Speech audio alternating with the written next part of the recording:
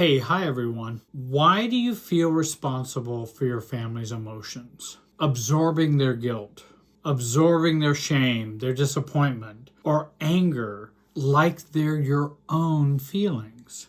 This video is about how to no longer feel responsible for your family's emotions. It's not your fault that you do these things and you have this absorption. If you grew up in a dysfunctional family, you were trained to carry emotional burdens that were never yours to begin with. I'm Jerry Wise, and for over 45 years, I've helped hundreds of thousands of people break free from narcissistic and dysfunctional family dynamics, reclaim their true selves, and finally build a life, emotional freedom, inner peace, and healthy relationships. So here's how to finally break free and stop feeling responsible for your emotions that don't belong to you. Number 1, recognize the emotional Wi-Fi and the family super self. Your family constantly transmits emotions like guilt, anxiety, and obligation. And you don't have to connect to it. And I'm going to explain to you how we can work on doing that. Let me give you the example of this kind of invisible connection that we really don't see with our eyes, but we certainly feel it. And in the research and reality of how families operate together, it is present and it really is a real thing. Just like horses and birds and many other animals use their sensory systems to monitor each other, it's instinctual. And if you notice that when birds, and now I know birds will monitor the motions of birds around them so they can fly together just in perfect harmony, pretty much. If a lead horse gets spooked of a herd of horses, then you've got this whole herd of horses moving almost simultaneously in one direction. Well, they didn't send out memos to all the horses to tell them to do that. It's very instinctual. There's a very real connection between things in the universe, and particularly families and humans. There is a connection between us. Emotionally speaking, I see humans as herd animals. We also have many more higher functions than, say, a horse or a bird, and I certainly know that. But in terms of emotional functioning, it can feel very much like a herd animal, because when we grow up in our family of origin, then again, everyone's getting pinged and everybody's pinging people back. And that can control and predict and program how we think, feel, see the world. And so we want to begin to recognize this emotional Wi-Fi. Number 2, stay on your side of the tennis net. This can help you not be responsible for the feelings of others. If you think of relationships as a tennis court, I'm playing my part over here and being myself. They're playing their part over there, being their selves. But in reality, in an unhealthy relationships, they jump over to our side and we may jump over to their side. Or we are over close at the net and we're enmeshed. Well, that makes it very difficult to play tennis or to be a healthy adult. And so their emotions, reactions, and expectations are their responsibility. So we must give that to them on their side of the tennis net. They're not our responsibility. And if you are doing something that you think is right for you to do, but someone is disappointed or doesn't like that, and you're not doing it to harm them, you're doing it to be yourself, then you don't have to take responsibility for their disappointment or their pain that they feel. Now, I can be empathetic and go, I understand that if I say this might change our relationship in some way. So I understand the loss or the grief over not having the same relationship we had in the last 10 years. Like telling your parents, I'm not going to come to Christmas on Christmas Day. We want to do Christmas with our family, and we'll come to Christmas evening, the next day, or Christmas Eve, or some other time besides Christmas morning. Now, they may feel disappointed or have some grief about that change. So I can be empathetic with that, but I can't be responsible for that. And again, I can be empathetic. Say, I know this is a change, and I understand that. We've always done it this way. But this is our preference now as our own family and our own nuclear family, and we want to make a change. but stay on your side of the tennis net and set boundaries so they stay on their side of the tennis net. Remember, I am not them and they are not me. You can say that over and over again. Number 3, separate systems feelings from true feelings. And I know many of us might have had trouble with feelings, and we have difficulties identifying and expressing our feelings. Then we have the next layer, which is identifying systems feelings from true feelings. Not every feeling you have is your true feelings. And some preach or teach or in books will say, every feeling you have is valid. Well, I believe every feeling is valid. I mean, I think you do feel that, but that doesn't mean you're the source of it. It may be from family of origin. It may be from programming. That's different than you having your own natural emotions or feelings coming up. And we want to identify what's really my feeling and what's the system's feeling. And I think you know what I'm talking about. Say, like, for example, with guilt. If your parents go, well, I just don't know why you want to hurt us this bad to choose another day than Christmas morning, because that's when we've always done it as a family. And you enjoyed it, didn't you? Why would you want to change it now?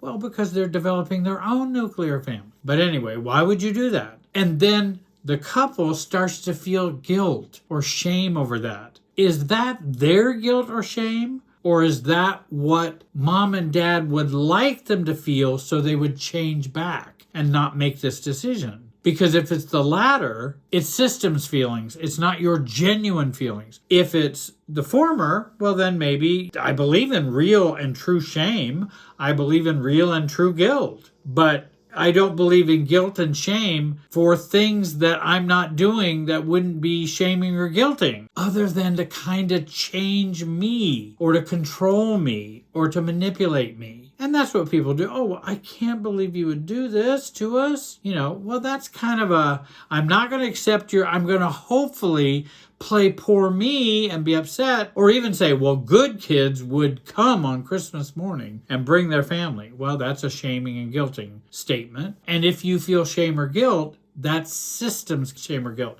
That's shame or guilt they want you to feel. It's a part of your role, your programming, the script that you were supposed to play. That's not your true feelings. That's why if they're not my true feelings, I can say, I understand you feel upset about this and you would like me to change, but this is our preference. And if you notice when I'm talking that way, I'm not experiencing that shame or guilt. I'm not feeling it because it's not mine. It's what I'm supposed to feel, so I'll change back. Number 4, set emotional boundaries with yourself first. Many people start trying to set external boundaries before they've set any internal boundaries, and then those external boundaries fall down, they don't operate, they don't work well, or we give up on them. Inner boundaries are emotional detachment, are more powerful than external boundaries and make them more effective. In other words, you're going to hang on to your external boundaries if you have gained some detachment and some differentiation or separation within you emotionally. And so that's where I tell people to zero in on first, rather than let's just think of every way you can limit them in a physical way. I think it's better, you'll stick to your boundaries more if you have internal boundaries and have gained some detachment. Number 5, break free from feel-think fusion. And feel-think is, I have these feelings and then I have my thoughts. Now, CBT, and I have a master's degree in CBT. I know what CBT is about. And it will teach feelings and thoughts go the other way. As you think, you feel. In systems thinking, it's also true to say, as you feel, you will think. And I've used both. I use both theories. But I think there is, as you feel, you will think. Because many times people will think out of their feelings, and it may not be logical sense. It may not be logical because it's just a feel-think kind of thing. It's just what I feel.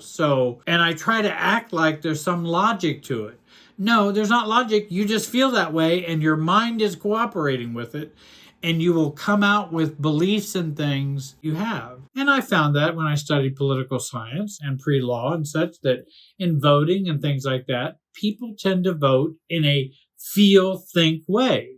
Their feelings guide their thinking. Just try to go and talk to someone who might be on another side than you politically and try to reason with them.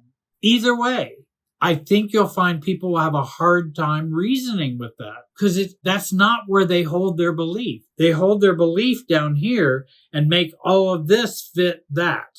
So feel think is an important concept. Dysfunctional families train you to think when you should feel and feel when you should think. Just because you feel guilty doesn't mean you did something wrong. Remember that.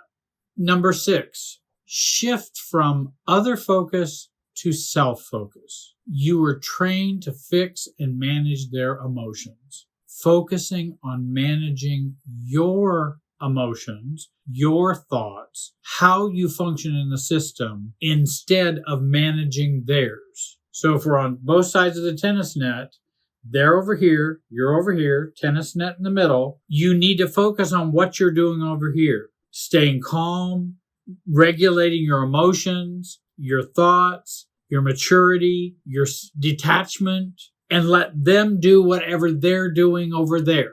Because you don't change this over here. They have to change that. So shift from other focus to self-focus. And so many times people will come in to see me as clients, and the first thing they will say is offer a bunch of questions that they have. And do you know that all the questions are other focused versus self-focused? And that's the way they've been trained to think and feel. Number 7, reduce your anxiety and train your calmness muscle.